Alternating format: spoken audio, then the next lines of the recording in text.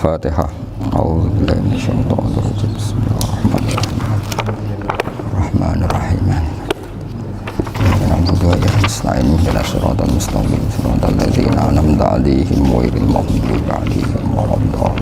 Ini tak ijazah kitab Bajuri ya, sarahnya Fathul Qorib. Ini dikarang oleh Rektor Al-Azhar di eranya, termasuk Syekhul Azhar, Imam Bajuri, Imam Bajuri. Di sini saya ingin terangkan Kitabuz Zabaih tentang, ya didengerin aja kalau nggak bawa kitab ini, yang takrib sama sarah supaya sampean tahu kenapa harus ada sarah. Sarah itu penjelas. Karena kelemahannya matan apapun sempurnanya pasti ya nggak sempurna, namanya manusia. Dan tidak sempurna ini menjadikan kadang salah paham. Sehingga mau tidak mau harus ada apa? Sarah. Jadi misalnya begini ya. Di matan misalnya diterangkan zaman matan penyembelian itu harus pakai bismillah. Kalimat harus ini harus dengan arti taruhan sah tidak sah, apa harus sebagai etika, apa harus sebagai supaya kebiasaan baik ini bertahan. Saya ulang lagi ya, misalnya Pak Arifin dawuh teng jenengan cung nak nyembelih pitik kudu maca bismillah. Kalau kamu memotong hewan harus baca bismillah. Kata harus itu apa artinya syarat sah, sehingga kalau tidak baca tidak sah. Apa keharusan dalam makna etikanya harus baca bismillah. Jadi urusannya hanya apa? Etika atau afdoliyah. Atau kita tidak ingin kultur baca bismillah itu hilang, sehingga barang tidak wajib pun kita wajibkan supaya kultur baca bismillah itu tidak hilang.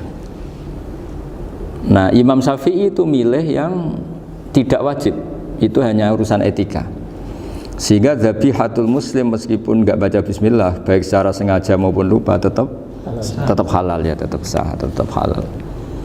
Tapi beberapa ulama mengatakan baca bismillah itu wajib dan menjadi syarat sah. Ya kira-kira karena pamit tadi, yang beri nyawa itu Allah, kok apa yang menghilangkan nggak pamit, sudah menghilangkan nyawanya ayam dimakan lagi. Dulu ada kitab namanya Takrib, karangannya Abi Suja. Terus disarai kecil sekali oleh Fathul Qorib, ya oleh Ibnul Qasim Al-Huzi itu. Terus disarai lagi oleh Bajuri. Jadi Bajuri itu sudah sarhun ala sarhin warifin, ya, sudah sarhun ala sarhin, bukan sarhun ala matnin tapi sarhun ala sarhin. Nah, kenapa memang kita butuh? Ya karena mau tidak mau. Saya ulang lagi, mau tidak mau. Karena matan itu seperti itu. Misalnya matan cerita, yang dikatakan menyembelih itu apa? Ya nyembelih itu ya nyembelih itu memotong hewan.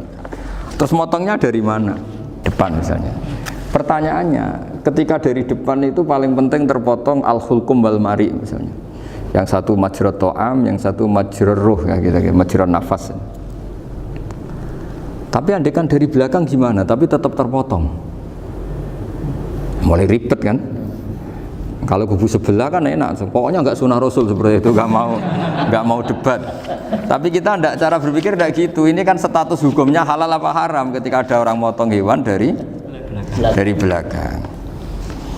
Nah, terus kita berdebat kan, mesti berdebat itu mau dibilang haram, nyatanya memenuhi syarat apa tadi pemotongan, hukumnya kena, mariknya kena. Mau dibilang halal, jangan-jangan pitiknya sudah pingsan, sudah mati karena dogrok-dogrok dari belakang. Nah, itu terus ulama debat, kan mungkin juga, ya kan, pitiknya sudah setengah kena corona, pingsan terus,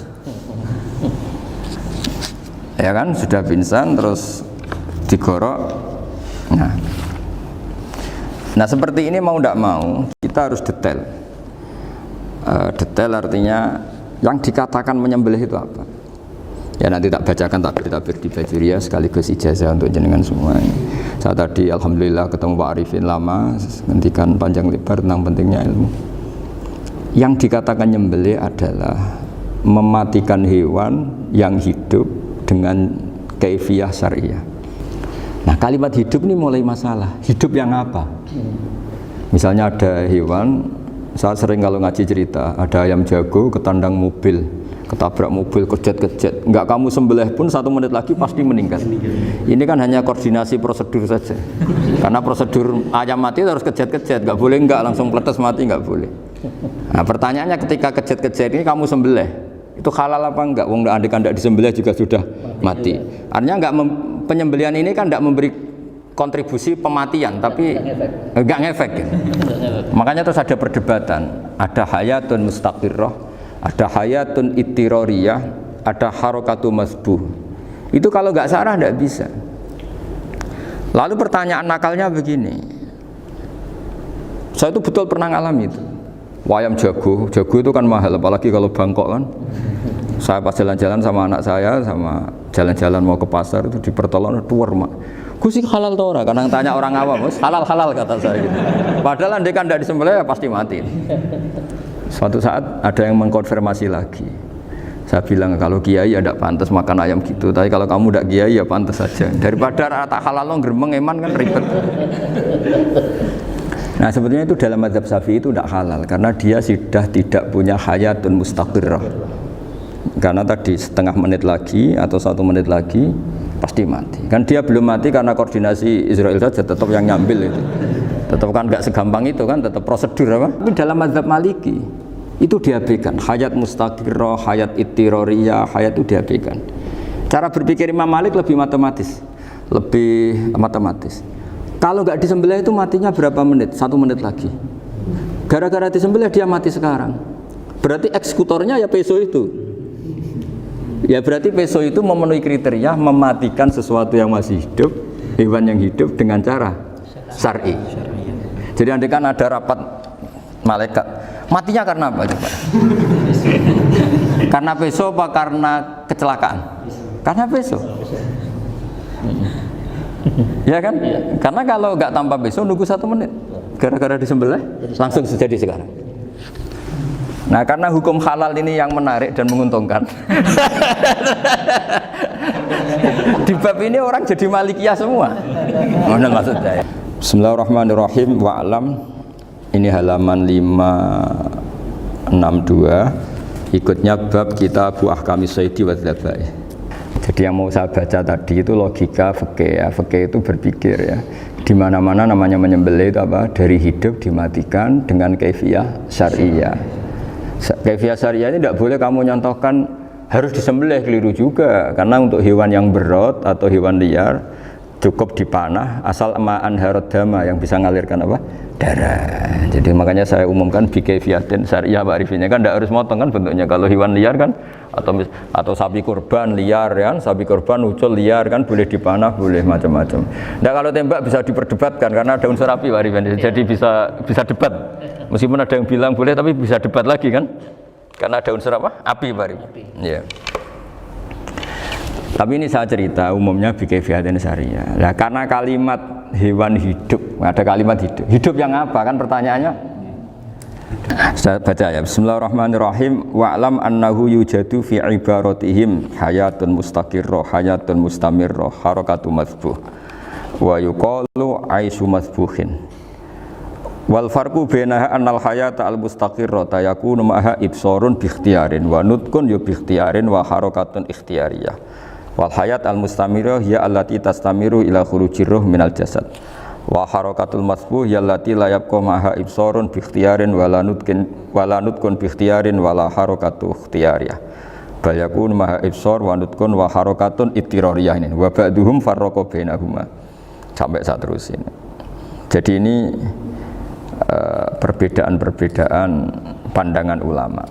Nah, Imam Malik itu mengabaikan semua istilah itu. Sing penting pas mbok sembelih iku kecelok urip, cara wong Jawa iku kecelok urip. Cek hayat mustaqirrah, cek ittirariyah, cek harakatu masbuh, pokoknya kecelok urip. Ini kecelok urip bisa dibilang masih hidup. Karena kalau bisa dibilang masih hidup, kamu sembelih, tetap nanti rapat malaikat kira-kira gitu. Ini matinya karena apa?